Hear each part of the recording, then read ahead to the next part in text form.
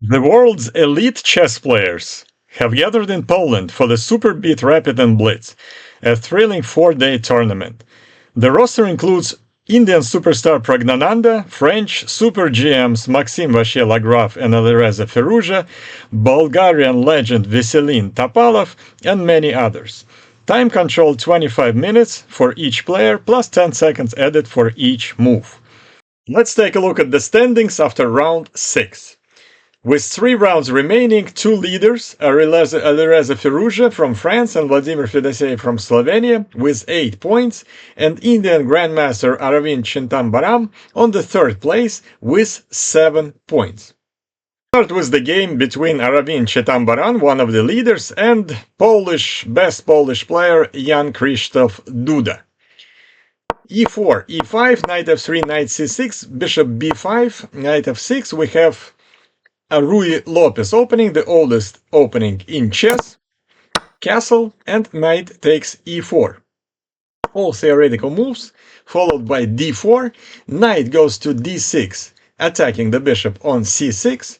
Main continuation here is bishop takes c6, d takes c6, pawn takes pawn, knight goes to f5, exchange of the queens, and king takes d8, and we have a classical Berlin variation, very boring opening, which would probably lead to some drawish positions. Instead, Chittambaram prefers to play more active move and plays bishop a4 instead of taking the knight on c6. Duda moves forward with the pawn e4, attacking the knight, rook e1, pinning the pawn on e4 so it cannot take the knight, bishop e7, now the knight is under attack, goes to the center of the board, knight e5, and b5 from Duda. Very active move, challenging the bishop on a4, it has to retreat to b3, and knight a5, continue to put pressure on that light square bishop for white. And here comes an absolutely astounding move by Aravind Chittambaram. Bishop takes f7, sacrificing the bishop on a square f7. Absolutely unpredictable move. Knight takes f7, knight takes f7, king takes f7, queen h5 check, and king goes back to f8. And white is without a bishop. Without a bishop, with pretty active position, the engine considers this situation as +1 for black. Engines like material, and initiative is not as important to them. They can defend pretty much any position, but humans are playing in this game, and obviously it would require Duda to play very precise moves to hold white's attack. White just develops the knight on c3, bishop b7 is a mistake, and it's interesting to note that Krzysztof Duda spent 11 minutes, which is like half of the game, on this particular move, and made actually a mistake. Correct continuation for white was to take the pawn on b5 with the queen. Instead, Indian Grandmaster takes the pawn on e4, which is an inaccuracy in this position. This allows black to play queen e8, offering the exchange of the queens. Obviously, without a bishop, you don't want to exchange queens. You want to keep your strongest piece on the board to continue an attack. And now Chittambaram takes the pawn on b5. d5 from Duda, challenging the knight on e4. Queen takes a5, and Duda takes the knight on e4, and queen c7. And now white has 7 pawns against 4 for black, so they have 3 pawns for the bishop. And also black king is not safe on a square f8, and white king is totally safe on a square g1, protected by all those white pawns. So the position is pretty even in that regard. The engine still think that black should be able to win because they have an extra piece. Duda offers another exchange of the queens, and obviously Aravim says no. Queen takes c2 for Duda, a little bit too greedy. underestimating white's attack. Bishop jumps to g5, exchange of the bishops on g5. Black cannot take the pawn on b2, because after rook b1, they're just gonna lose the bishop on b7. Duda plays queen c4, also not the best move in the position. After rook c1, white's position is becoming a lot better, because they have two active rooks, very active queen on g5, and black's pieces are totally out of the game. Both rooks still never made a single move in this game, and king on f8 again is very, very dangerous position. Queen d5, another offer to exchange the queens. Obviously no. Queen g3, h5. Critical mistake by Duda. We have to say that he has only 1 minute left on the clock in this position. So probably he wanted to do something extraordinary, but the general rule of chess, if your king is not safe, you don't want to start an attack using the pawns on the same side of the board as your king is. And h5 immediately runs into a rook c5, attacking the queen on d5. Queen takes the pawn on d4, rook f5 check, king e8, and penetration into black's position by Chidambaram with queen c7, hitting the bishop of b7 with some ideas of checking on f7. The king is absolutely devastated by this position. Bishop d5, queen d6, spinning the bishop to the queen. How to protect that bishop? Seems like rook d8 is a good choice, attacking the queen, but it loses to a move rook e5 check. The king must go away to f7. Chidambaram checks the king again with rook e7, king goes to g8, and the rook on d8 is falling. Queen takes d8. And now, in this position, after exchange of the rooks, white simply have too much material. They have an extra exchange, rook for the bishop, then they have an extra pawn, and also in the next move, the queen is targeting the pawn on h5. Queen h6 is pretty much the only move to protect that pawn, and now comes queen b5, and the rest of the moves I'll go quickly because they didn't mean anything in this game. And after queen e3, Duda resigned, and the Chidambaram won a very important game and became one of the leaders of the tournament. The reason black resigned, first of all, they have too little material to play with, but most importantly, the exchange of the queens is inevitable now, and the rook against the bishop with 4 pawns against 4 pawns would be a very easy win for white. If the queen goes back to defend the pawn on g5, which was also under attack, then we have a geometrical motif with queen a7 check, and with the next move, white would take the bishop. And if queen takes queen f7 to protect that bishop, then we simply exchange the queens, and white have a nice easy win. The game between two legends, Levon Aronian and Veselin Topalov. e4, e5, knight f3, knight c6, bishop c4, knight f6. Two knights opening. Today we're playing normal openings, by the way. d3, developing the bishop on a square g5, not allowing to go to g5 with h6, castle for white, d6 for Topalov, a4, all theory, and Topalov starts an attack on the king side of the board with the move g5. Topalov and attack are basically synonyms.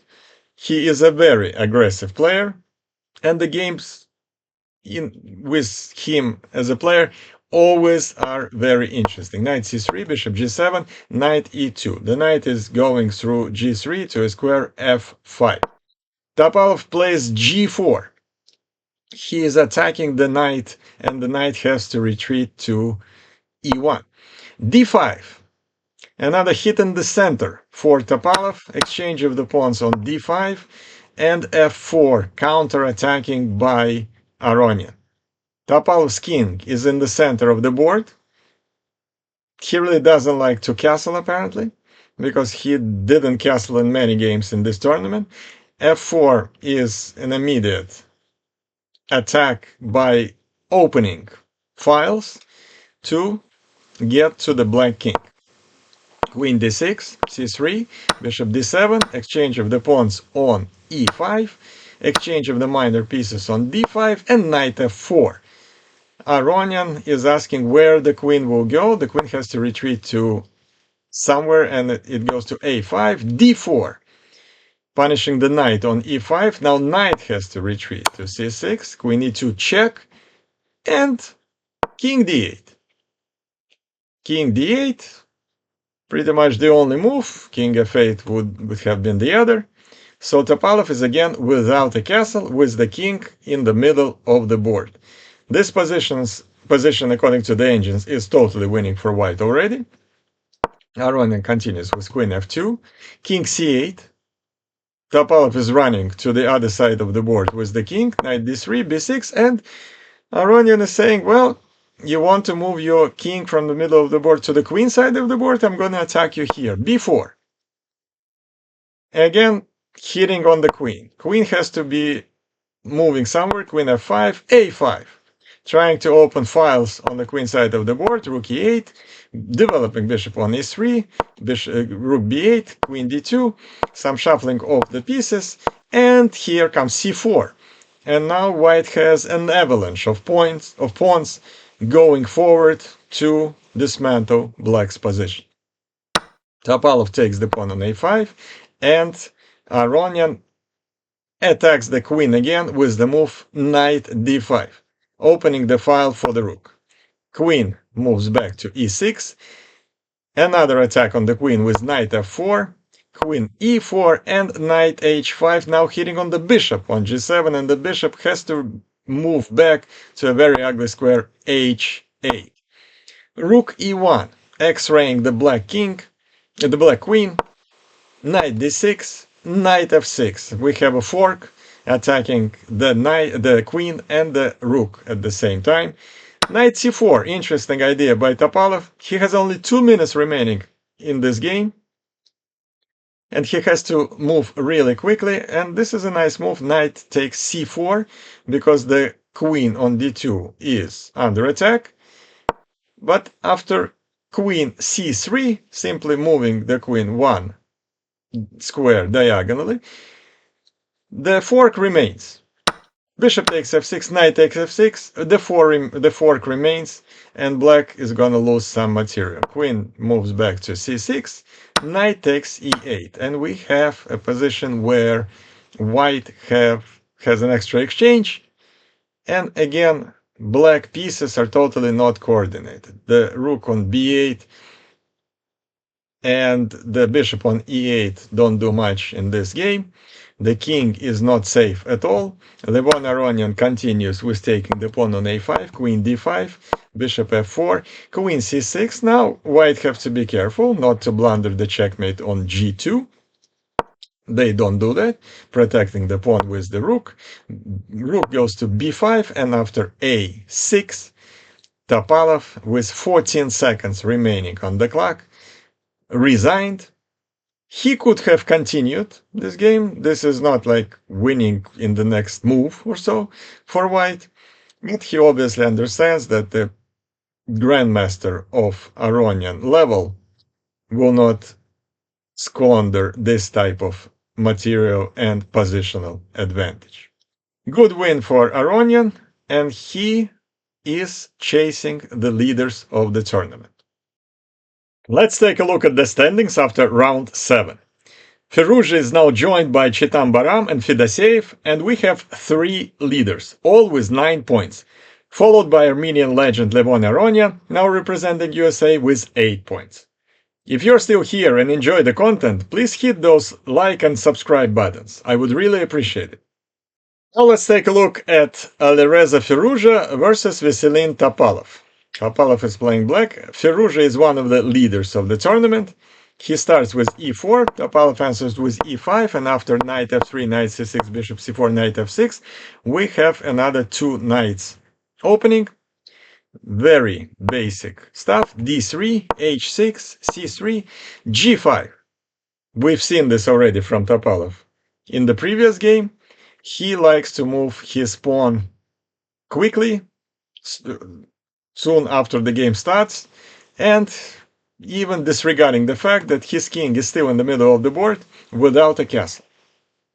Aggressive style, very usual development for Topalov. D4 and E5, hitting the knight on F6. Topalov plays D5 to answer the threat, and now hitting the bishop on C4. Bishop moves to B5, pinning the knight on C6, and knight jumps to the middle of the board to E4. Castle for white. The move D3, queen takes D3, knight C5.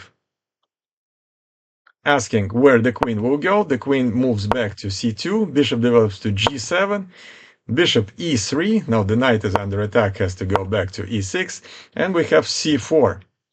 FIROUZJA wants to open files to attack black king.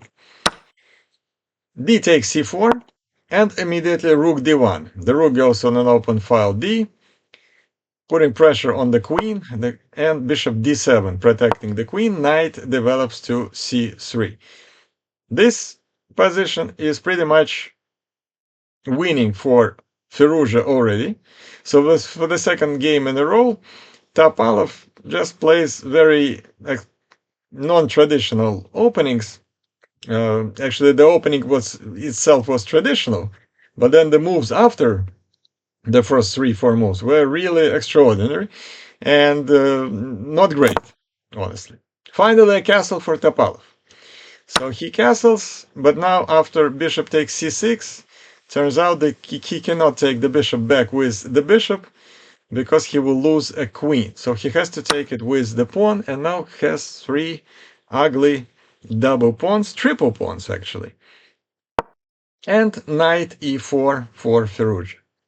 G4, aggressive move for Topalov, and this move loses on a spot because he didn't see the tactics from FIROUZJA that he immediately noticed. Bishop takes h6, brilliant move by FIROUZJA, and now if bishop would take back on h6, we would have another sacrifice. The rook takes d7, and after queen takes d7, knight f6, beautiful fork, and winning the queen. So it's not really a good idea to take the bishop on h6. Instead, Topalov plays f5 as a last resort, but after taking en passant, e takes f6, bishop takes h6, and knight g5. Another sacrifice of the piece, by the way. Topalov resigned. Topalov resigned, although he has an extra bishop in this position. Actually have 2 bishops and a knight against 2 knights. The reason he resigned, we can take a look at different continuations here. For example, first of all, there is a checkmate coming on h7. So in order to protect yourself from that checkmate, first of all, let's take a look what happens if Topalov takes the knight. If he takes the knight with the bishop, then queen g6 check, king h8, and knight takes g5 is the easiest way to continue. And if knight takes g5, then queen g7 checkmate.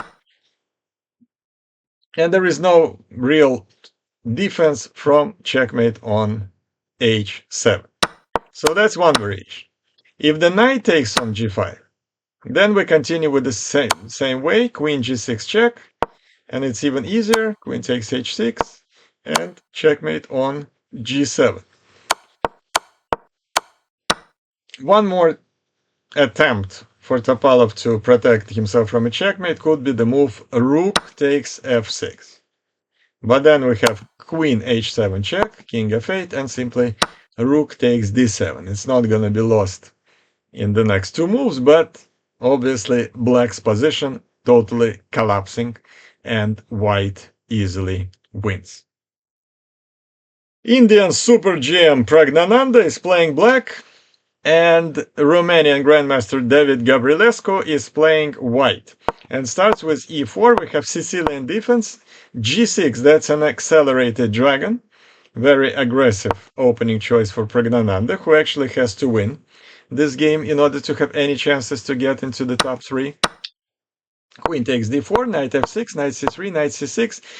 Queen moves away to a4, d6 to open the diagonal for the bishop, e5.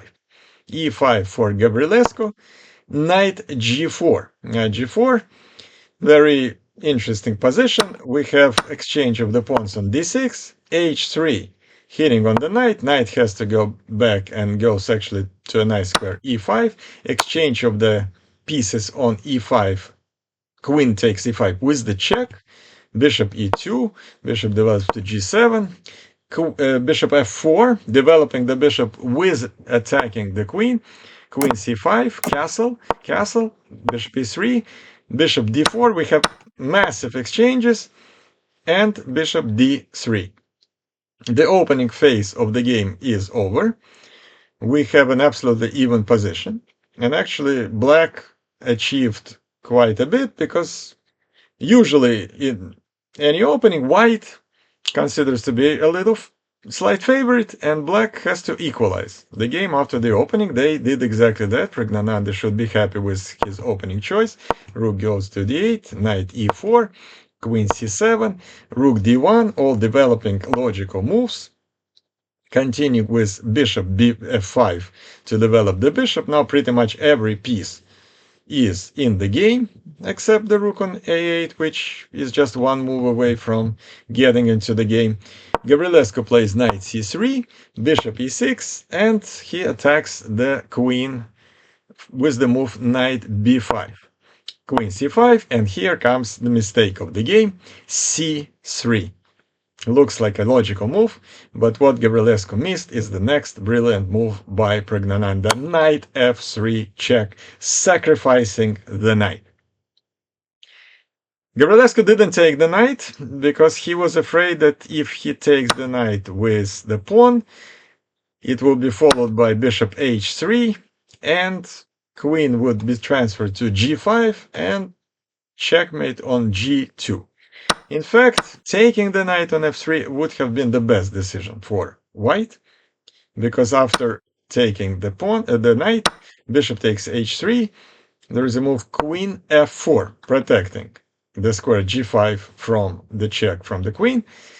And after bishop takes f1 and king takes f1, black is obviously a lot better because they have an extra exchange, but this position can still be played for a long time.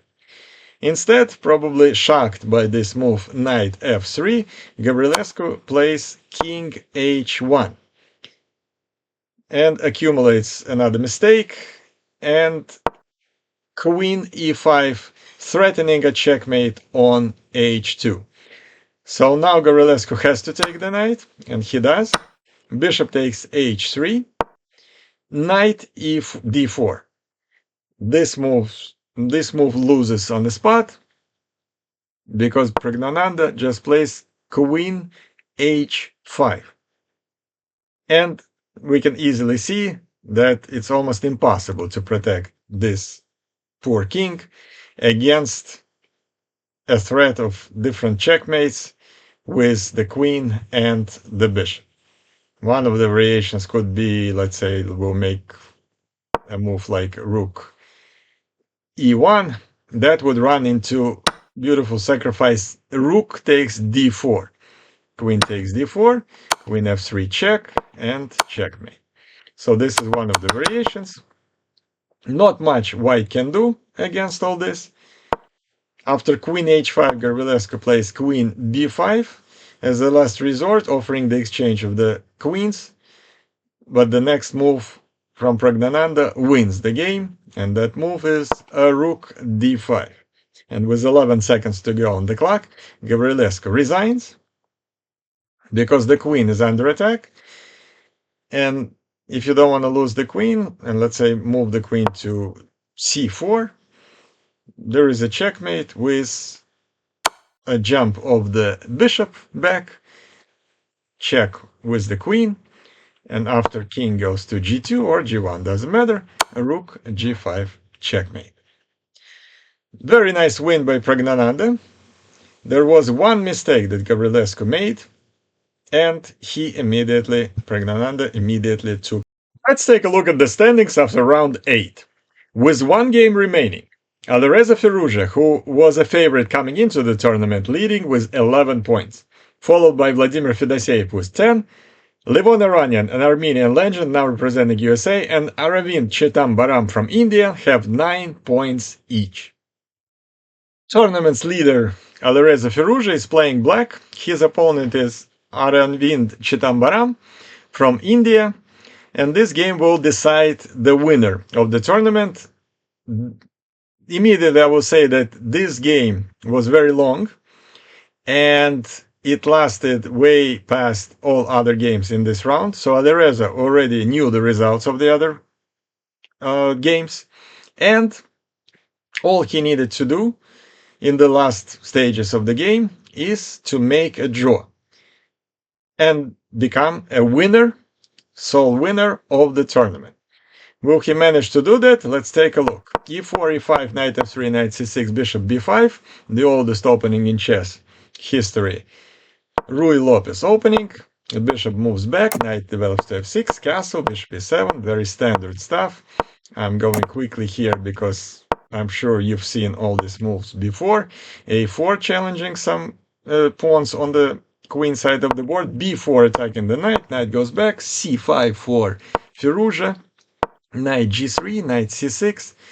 Position is well known, it's pretty even, that's why I'm going quickly. d4 striking in the middle, exchange of the pawns on c4, exchange of the pawns on d4, another exchange of the knights on d4, and after all these major exchanges, we pretty much finished the opening phase of the game, and position is pretty much even.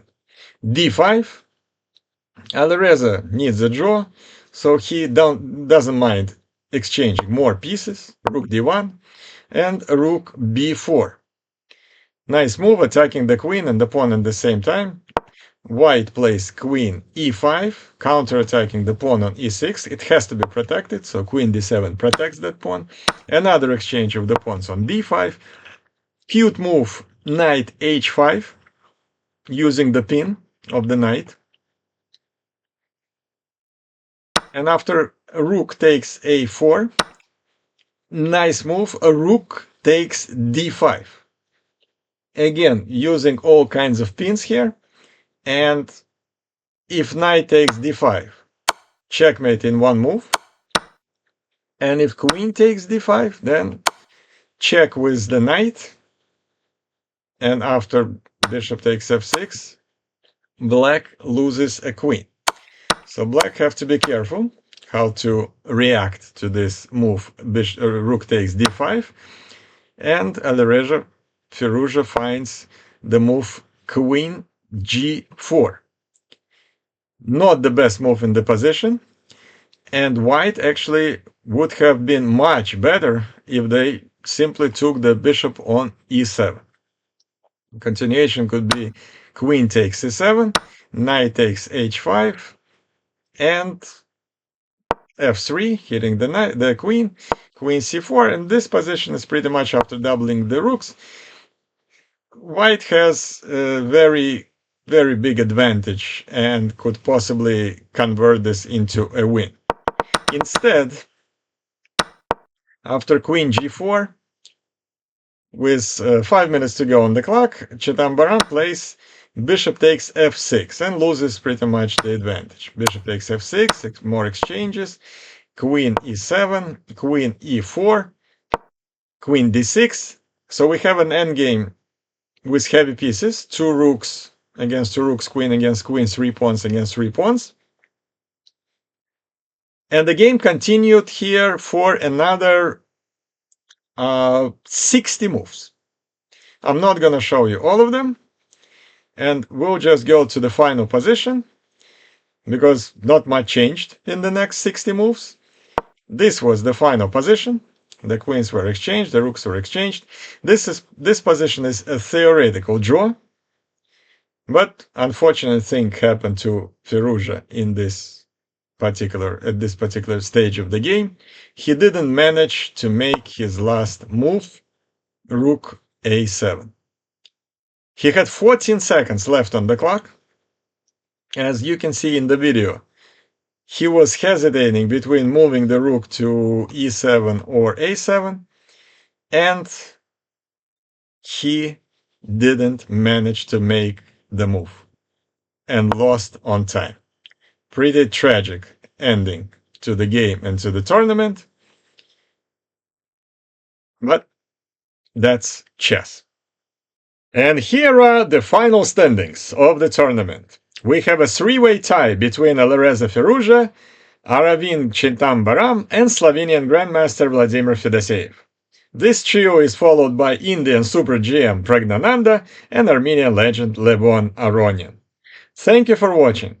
Please hit that like and subscribe buttons, that would be greatly appreciated.